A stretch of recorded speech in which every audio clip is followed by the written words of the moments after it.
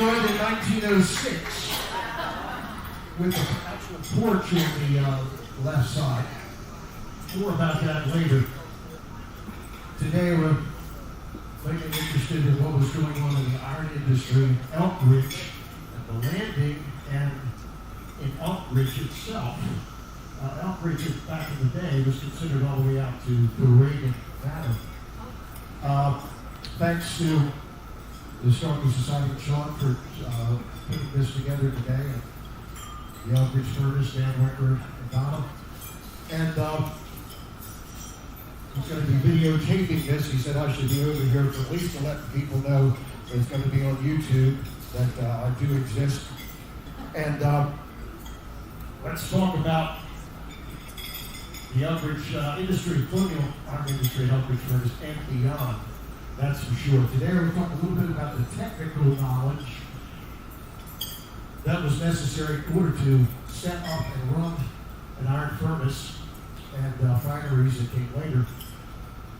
And then the natural and human resources, as well as the capital resources, in order to run, to set up and run. I have this mic right up against my mouth, so if you can't hear, raise your hand, but I know the acoustics are not really good. So we okay so far? Okay. Back in the day, right out here, we're talking, it's about 2 feet now, but back in the day, ships came in, needed at least a 10-foot draft, a lot of silt since then, and in just beyond us, a couple hundred yards up where the wharfs were, and it looks like this isn't working. Oh, there it is. I have the big star. We're about down here today, based on this map, dating back the Dempster map back to the 1930s. But back in the 1700s, actually before, the ships would come up and service both sides, Baltimore County as well as what was then Anne Arundel County. We today are in the right at the blue star in the bottom left, which also here, but we were part of what was called the Hanover land parcel, and that was purchased by Dr. Charles Carroll in 1737, 679 acres. Went from here straight back to where Hanover Road is today, and across Route 1. That's where it is on the land patent map of Howard County. He did not have to purchase it. The property was originally owned by called Cusack's Forest, Cusack Welfare and Foster's Fancy. The owners had died without descendants to pass on to, so it became a sheep. And Carroll got it for a pretty penny, just to pay taxes on the land. He was looking for, obviously, it was a great buy, and he was looking for to harvest the agricultural the iron that was in the area. All the way back to 1608, John Smith, of course, had identified this area with having iron deposits, and all the way back to the Iron Age, smelting was very important to remove iron from the iron ore. So how they went about doing that is very important as we get to the 18th century. Theophilus Singwall, in his doctorate for Johns Hopkins, 1909, he actually did a very nice job on identifying throughout this Maryland the iron ore deposits. And as you can see, right around Anne Arundel County into Baltimore County, Baltimore City, loaded with iron deposits. So that's one reason why Dr. Charles Carroll and 4 other individuals, Delaney, Tasker, Daniel Carroll, Charles Carroll of Annapolis, the father of Charles Carroll of Carrollton. went in business and created the Baltimore Iron Works. They weren't the first, but 1731, they were the second. It was called Wind Falls on this map, but it was the Baltimore Iron Works. And his goal, why he bought 679 acres, was to, if you follow the blue line from Elkridge, right on down to Baltimore, he had his servants/slaves remove the iron ore, take it down to the wharfs here on barges and take it into the ironworks in Baltimore. So he was interested in the iron ore, not in developing the 679 acres.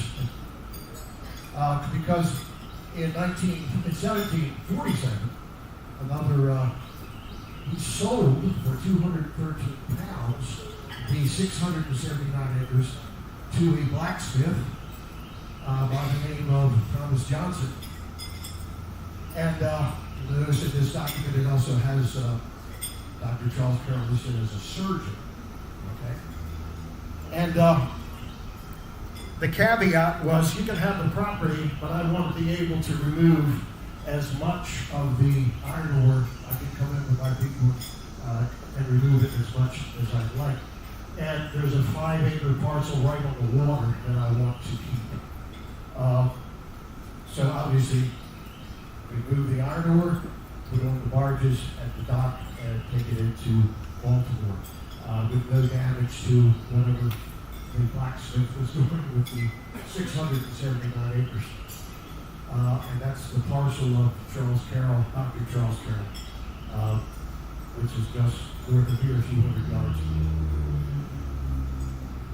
Johnson sold it to Philip Hammond in 1747 for 300 pounds, so he made some money.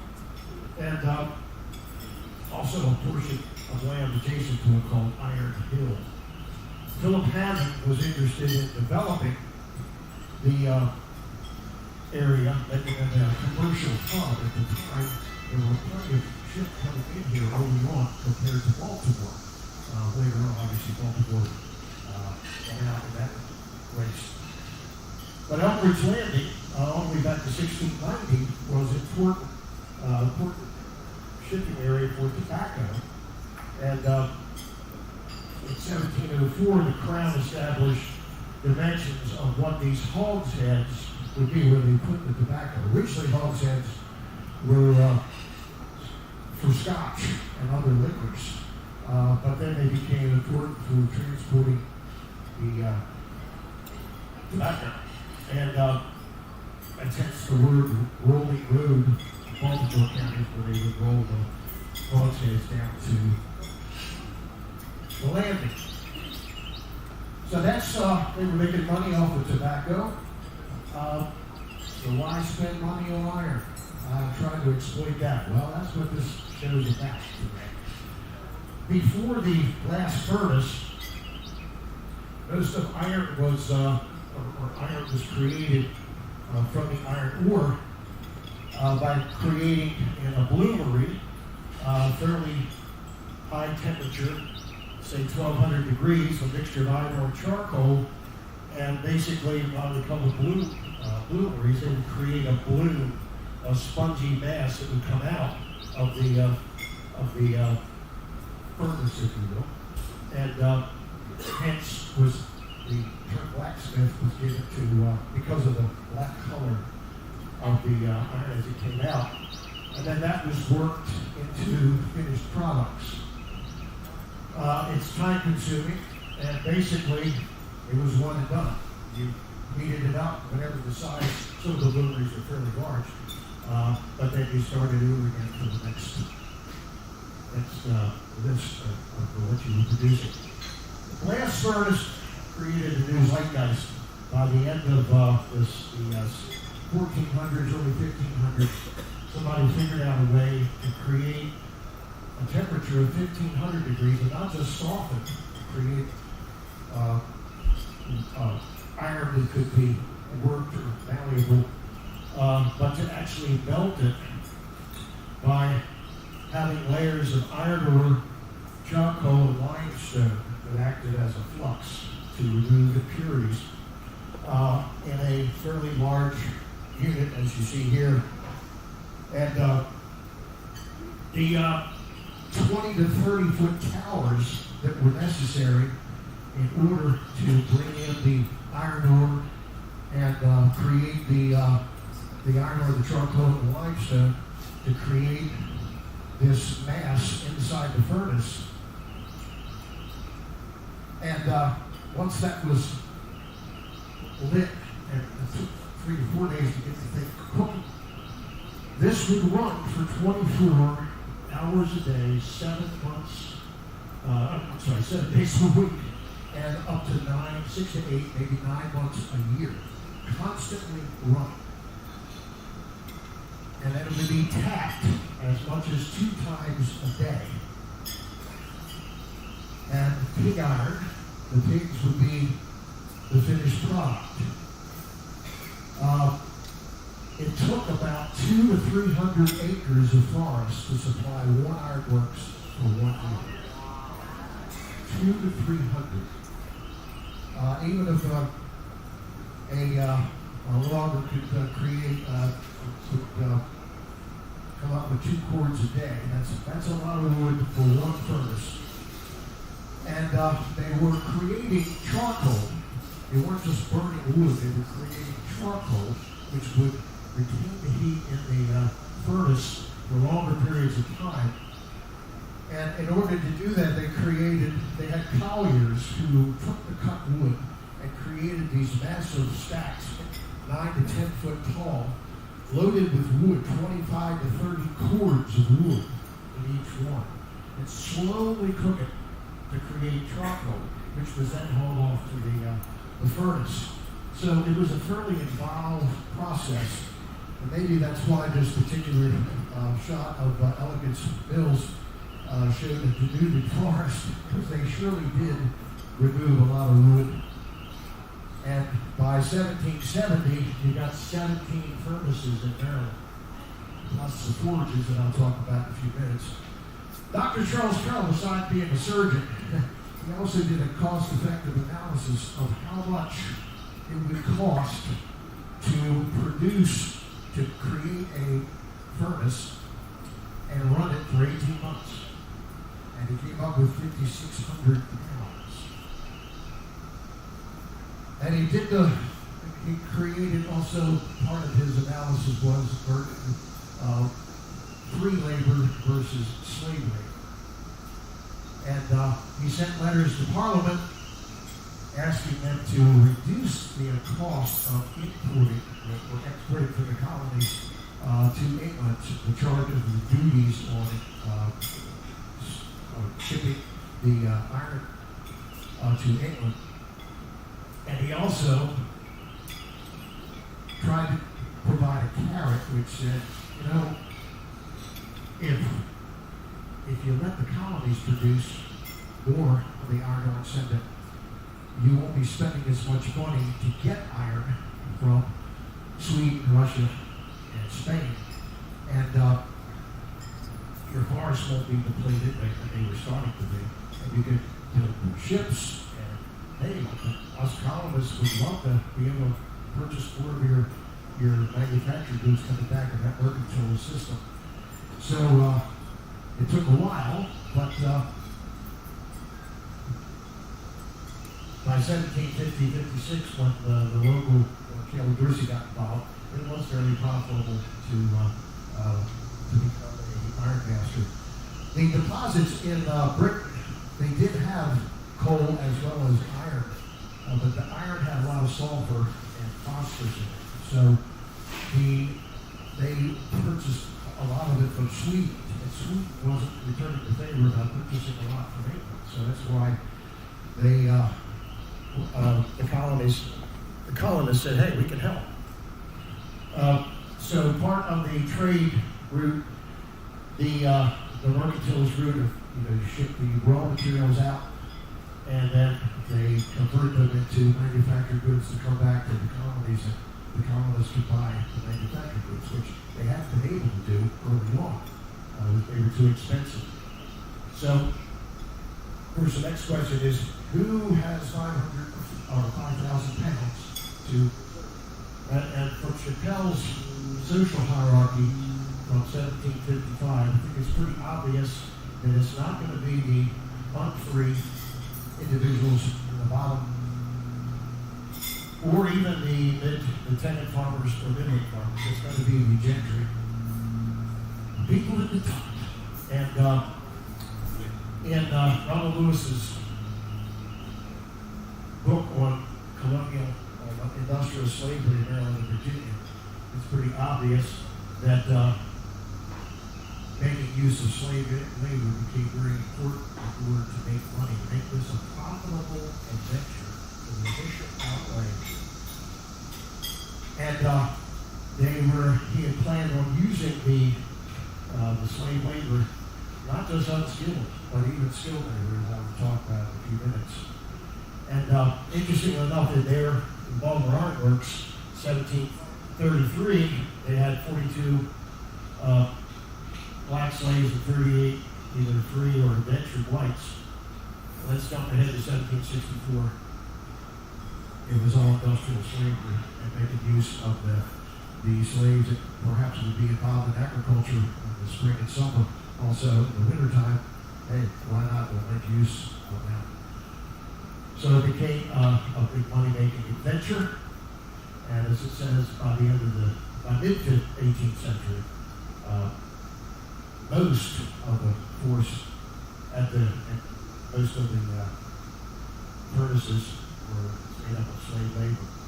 And of course, Ellicott Dorsey Jr. of Belmont, he had the money. He had already been involved with his father and also himself in a lot of the tobacco trade. And he had, as he finished Belmont in 1738, so he was late getting into the game, as you'll see. But Maryland, the General Assembly in 1719, tried to make it easier for landowners to get into the game by allowing them to take 100 acres of their land at free, at no risk, no tax. They could condemn it. So some did get involved. By 1748, there were 8 furnaces making pig iron and 9 forgers making bar iron. 1750, the Parliament produced an act which took the duties, the tariffs off of pig iron. So all of a sudden, I don't know if that's the reason why in 1756 Ellicott Dorsey got involved, but when he did in 1756, then in 1759 it was profitable enough that he opened the Curtis Creek Furnace, and then later a finery. This is the land that he owned. Without getting, the Curtis Creek is down the bottom, and I'll just blow through it. 18,000 acres was enough land in the Dorsey family, and if you look at the map, the land patent map, all the red stars are Ellicott Dorsey's patents. So he had the raw materials, iron, wood. They had a store, believe it or not. I found this ledger at the Town Historical Society. This is a 1753 ledger from the store. Now that's before he opened the furnace. And the only thing that tobacco was one of the main items that he was shipping. And also he was importing a lot of manufactured goods, most likely more for the wealthy landowners around here in the 1750s. But once we get to 1756, he had the Elkridge Furnace and the store, his ledger, then had entries for not only tobacco, but also the pig iron being shipped. He went into business, switch hands, left hand falling asleep. Anybody here falling? No. Not yet. Holler! Wake up! Anyway, this is the ironworks that he went into business with his brother. And there's the furnace as part of Moore's Morning Choice. Enlarged, of course, about 1,700 acres. And they started the Elkridge Company to produce iron. And interestingly enough, in a 1921 article that I found at the Maryland Historical Society, William A. Reed had a reference to some work that was being done on the Hotley parcel, which is here, just adjacent to Rockburn, and it mentioned that the tail race of Dorsey's furnace exited there. So basically, in 1756, his furnace was on Rockburn Branch, and not where we are today. Okay, there was some misinformation in history about that that we'll talk about. But it was an ideal site to have a furnace because it was a fairly flat area here with 60 feet below it, so it'd be a nice place to put in the chimney with the 28 to 30 foot chimney. Singleball in his book mistakenly mentioned that the Elkridge Furnace was originally Caleb Dorsey's furnace, and that it was that the Andrew Ellicotts, when they built their furnace, was in the same site, which wasn't the case. So that's one reason why there's some misinformation about this site here being the Dorsey furnace. And like I said, it's a perfect place to put the furnace. A lot of them present day, this isn't a furnace, but a lot of them were built into almost like a bank barn. You use the bank so you don't have to build that tremendous tower that you saw on one of the slides earlier. And I went to the site and saw some of the tools that were used, found by a local archaeologist who will remain the masked archaeologist. But definitely the remains of Dorsey's furnace are in that area for sure. John McGrain, I just found out that. I just talked about 3 weeks ago. He passed away a few weeks ago. Right after I guess I talked to him quickly. But when I was doing research on the Simpsonville Bill, he said, the most technical knowledge would be involved in putting together a furnace. Because the founder is responsible for how much flux, how much iron, how much charcoal, how long do you run it in order to create different grades of iron. And of course, Caleb Dorsey became an iron master, so he was taking charge of this whole network involved. That's why it was expensive and risky if you didn't have it organized. As I've already mentioned, that with the colliers, laborers, miners, teamsters, woodcutters, they're not even at the furnace. And that all has to work in order to get the furnace operable, in order to have the people that are there do their job. 6,000 to 7,000 cords of wood per year for about a 9-month operation. Lots of trees being cut. First step to create the pig iron, it's going to have a certain amount of carbon in it, 45%, so it's fairly brittle. You can see it's run off the pig, the sow, into the line, so they call it pig iron. That's what the government would organize the size of them, usually about the numbers that you see on the bottom. They also had molders because they didn't always just create the bars of pig iron.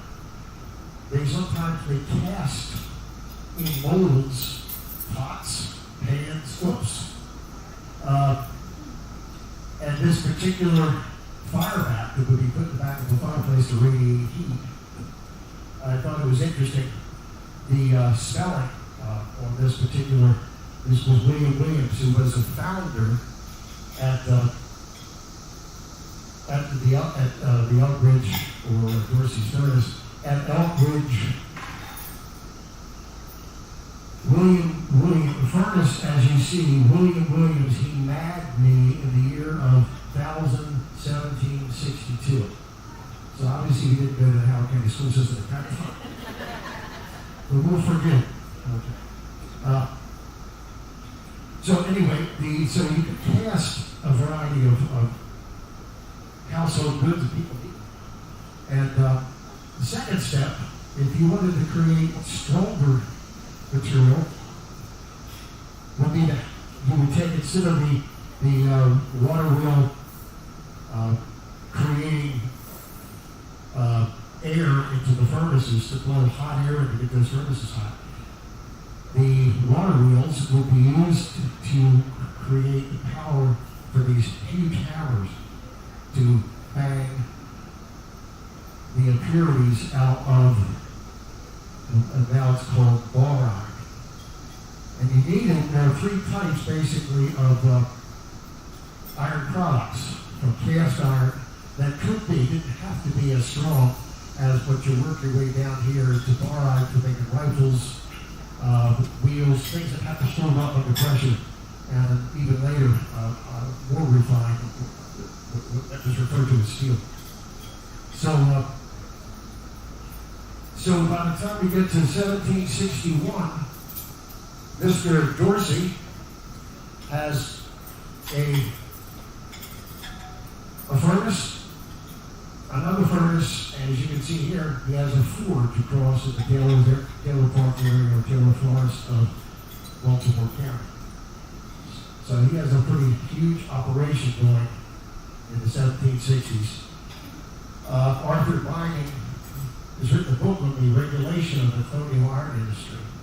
And interestingly enough, there was a court case that involved Elkridge Furnace, and in that case in 1766, in the exhibit, they had created 2,974 tons of iron.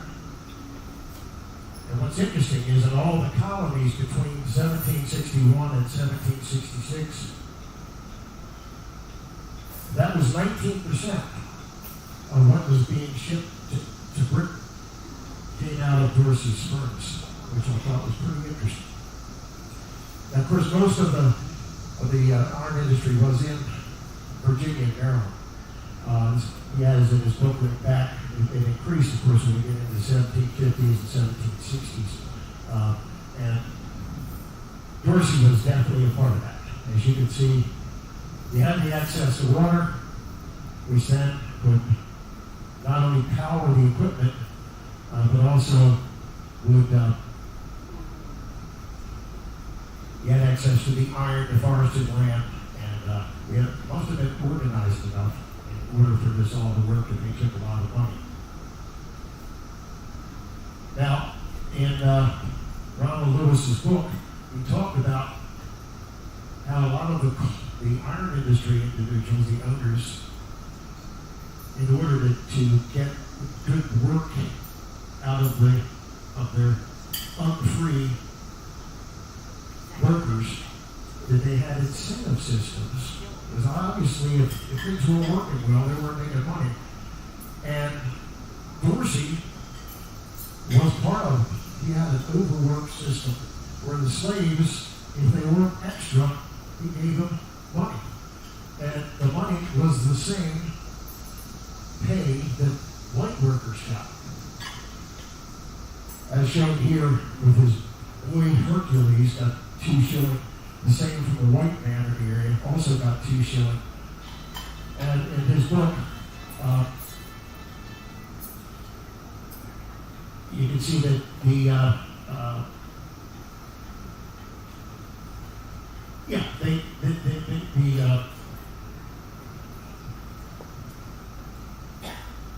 yes, this discipline by reward system kind of reminded me of the behavior modification system I use in school. Good to see you. Because it seemed to work. He made money for many years, and in Lewis's book, you can see the listing of his list of debts. Among 316 separate entries, 45 was money owed to slaves for extra work. And not all of them were his slaves. This one is on the right, Selman's. Jack was another local landowner. And Boy Jack was the founder of Elkridge. And he made a decent amount of money working extra. Yeah. at the furnace. Another item that Dorsey purchased a lot of, rum, used it not only for people to buy it, but also as part of the reward system, hopefully after work, not before. That's why I'm holding off on my won't show a date today. After work. Let's see, speaking of work, only got 9 minutes. No, I got 13. So anyway, whiskey, rum, lots of entries in his ledger for his store. Numbers of, I have 30 to 40 pages of his ledgers that I won't bore you with, but it makes it clear that they were involved in that reward system. A little bit about free and indentured slave labor. Michelle Kearns Rosarito did a nice job on analysis of the 3 types of indentured servants. You can voluntarily do it. If you were a convict, then you would be sentenced to transportation to the colonies. Or you might make a decision once you got here, say, hey, I want to learn a certain trade, so I will indenture myself. Interestingly enough, Virginia, Maryland, Pennsylvania were the highest for servants, and Maryland had more convicts than any other colony. What's that say about Maryland? Wow. So Maryland, more convicts by 1754 to 1760. Anne Arundel County had 1,271 convicts. 80% male. Okay, ladies, you did try hard enough. So anyway, the 2/3 of the felons from 1718 to 1775 were ordered for exile to the colonies. And the sentencing was interesting. If you had social standing, or you had someone in the clergy to represent you, you might only get 7 years. If you didn't, you got 14 years. And the voluntary indentures were also broken down from adults and gender as well. I have documents of indentures that came over. One, the lady from Rotterdam came to Anne Arundel County working for a landowner, not in this area, but there's a bunch of them that I found. Interestingly enough, once your service time was up, you had the owner, whoever had the indenture, would provide you with lodging, clothing, new set of shoes, clothing, and any incidentals related to that particular area. So there was a certain amount of goodies that you got at the end of your service. Just a little bit about Anne Arundel County. So you can see the slaves, 1775, 30%. By 1810, 3 white inhabitants versus slaves, about equal in Anne Arundel County. There was no Howard County then, obviously. Thomas Vaughan, I'm not sure if he was indentured or not, but he definitely worked at the furnace. And interestingly enough, he received for his wife, he received 3 pounds, 10 shillings for his wife's freedom boost. He got that from Colonel Dorsey. So when your term was up, if you hadn't run away yet, these are one example of somebody getting their dues. Speaking of dues, Colonel Dorsey did make a lot of money. His 1772 will had 10,000 pounds given to his daughters, along with slaves, because he had 94 of them. And you can see on this is type. It's a little better than the actual document to read it of who was getting what. And Samuel and Edward Dorsey got the remainder of the estate, as well as running the furnace and forge. Interestingly enough, Edward Dorsey was only 13 at the time when Caleb died. So he's not going to be doing too much iron mastering. is that with the Samuel, interesting thing is Samuel has an interesting story. In 1769, he rented a 99-year farm lease on Lot 5, which is just out here on the landing, okay? Just down from the roof.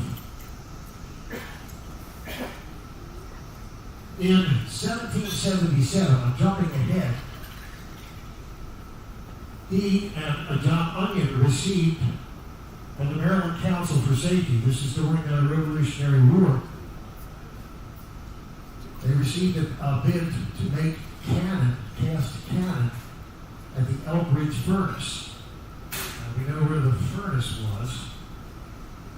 And cannonballs could be anywhere from 3 to 42 pounds. This particular one that the masked archaeologist had was probably about a 5 to 7 pounder. But what's interesting about this, because cannon was really important in order to defeat the British in the Revolutionary War. Muskets aren't going to do it. They had to be able to compete with their ships and their cannon. So they needed people to produce them. This was a nice off area. I mean, most of the fighting was done in the north of us. The swivels that are listed, swivels needed to be refined in either a finery, because they had to be able to withstand the firing of these cannon. And he also was given a order for making swivels. And jump ahead again, 1780. He died in 77. Took me a while to find this. 1780, two individuals are asking for some help at the air furnace in Elkridge Landing. Andrew Hughes and William Russell. Air furnace. Now, air furnace didn't need water power. An air furnace used coal. You put in the bars, the pig iron. There's a furnace that was 30 to 40 feet high in chimney. It created a massive draft. And there were individuals that were working on this technology back in the day. One of them was Samuel Dorsey, because he had an air furnace. How do we know that? Well, that's the fluid. And he also was asked to create bayonets. So at the air furnace, when that material melted, it was then placed into, drained into pots, the molds, and that's how bayonets and others were made.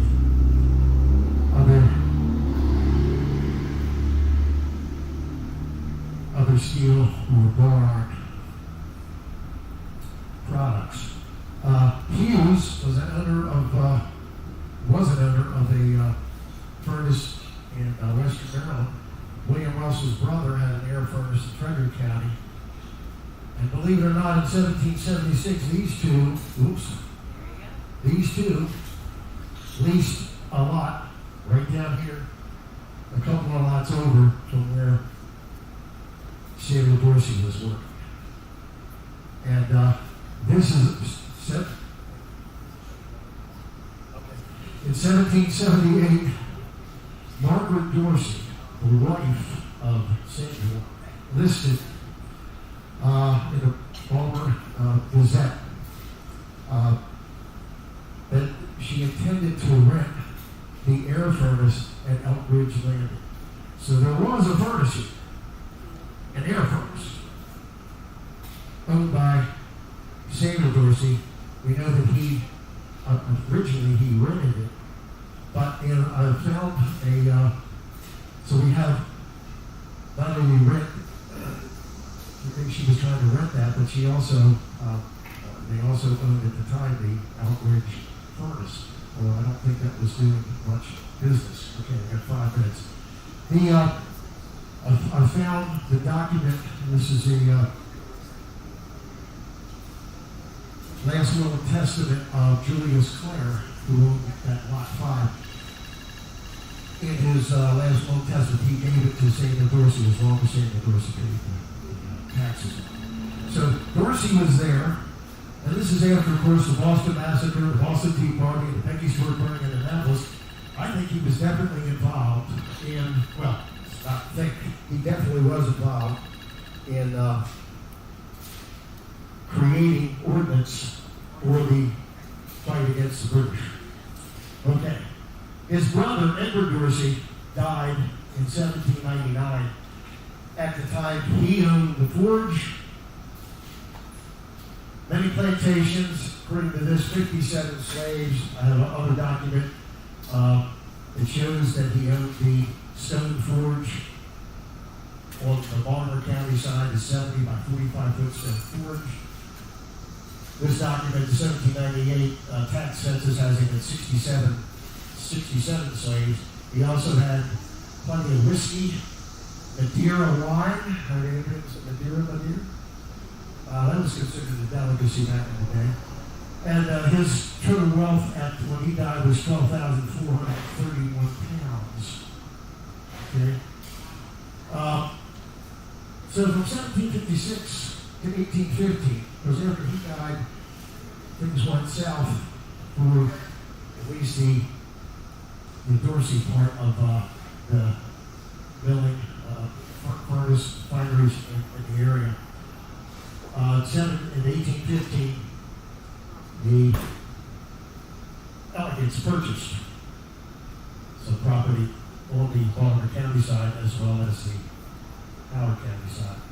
And they named the Avalon Forge after Nathaniel's son. And in 1825, the Ellicotts purchased from Charles Hopkins, Dr. Hopkins, a 6-acre lot where we are now. This 6-acre lot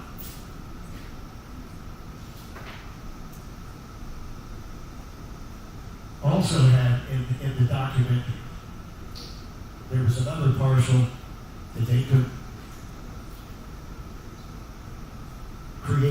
dig a head race. So there was no mill here at the time, no furnace. They dug a head race, and basically you can see in the blue, it comes right up. This map was a more recent map to where the furnace is. The remains are out here. It was a 2-perch wide. The perch is 16.5 inches, so about 32 feet wide. They had to build this head race that powered their furnace. They bought property from some other locals here, and that's where it is, right? At the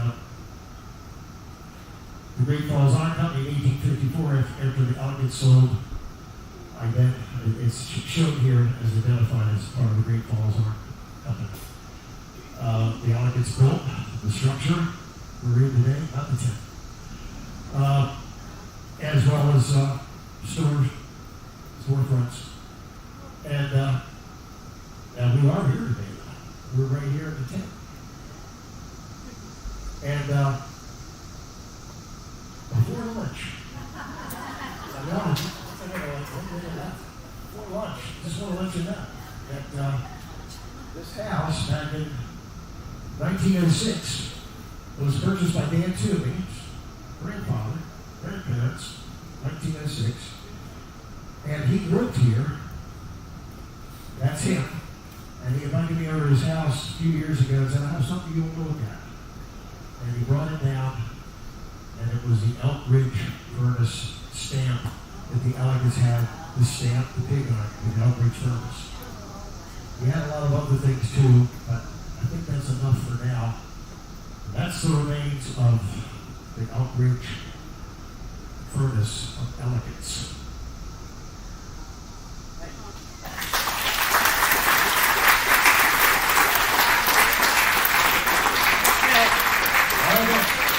Don't go anywhere. Any questions? Don't go anywhere. Or comments?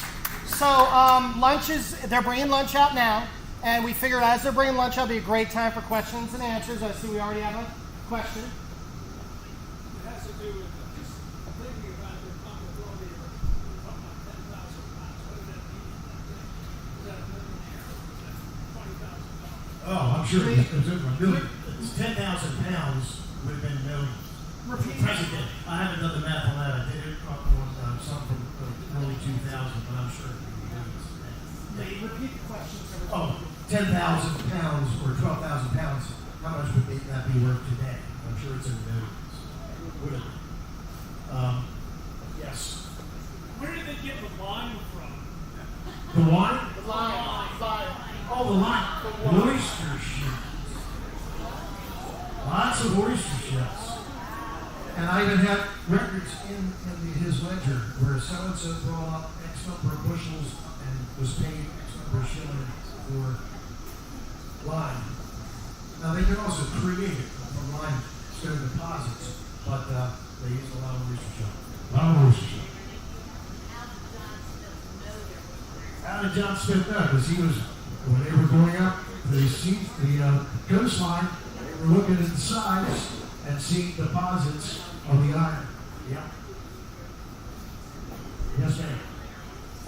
You talked about Boy Jack as being somebody that made extra money as an enslaved person, but then later in the slide I saw that he was gifted to somebody else, and they had after his name the word founder. You said founder of Elkridge. Does it mean founder of Elkridge, or does it mean he was a founder or founder of Elkridge? Well, if it was Boy Jack, he was a founder at the Elkridge Furnace. Now, if he was sold, then he could do that job at another furnace. I don't recall. You mean founder is someone who works at a foundry, not as a family? Yes. Oh, no, not a founder of a town. No, he was a founder of the furnace. I mean, he was the one that was involved in how much ore, how much limestone and charcoal you put in, how high the stack's going to be, yada, yada. So he was a founder at the furnace. Yes. What do you think the tipping point was between indentured servants and the shift to slavery? Tipping point between indentured servants and the shift to slavery? Well, I can answer that. That's it. Plus the fact whites could sneak into the population and run away much more easier than blacks could. I can answer the question. So there's also a tipping point.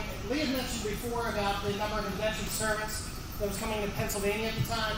Many historians attribute the rise in slave labor in Maryland and Virginia to the rise in indentured servitude in Pennsylvania because as more and more indentured servants were going into Pennsylvania, there were less indentured servants going into the hard labor conditions of Maryland and Virginia. So that also seems to attribute to the increase in slave labor in the Chesapeake colonies was what the indentured servitude that was going into Pennsylvania.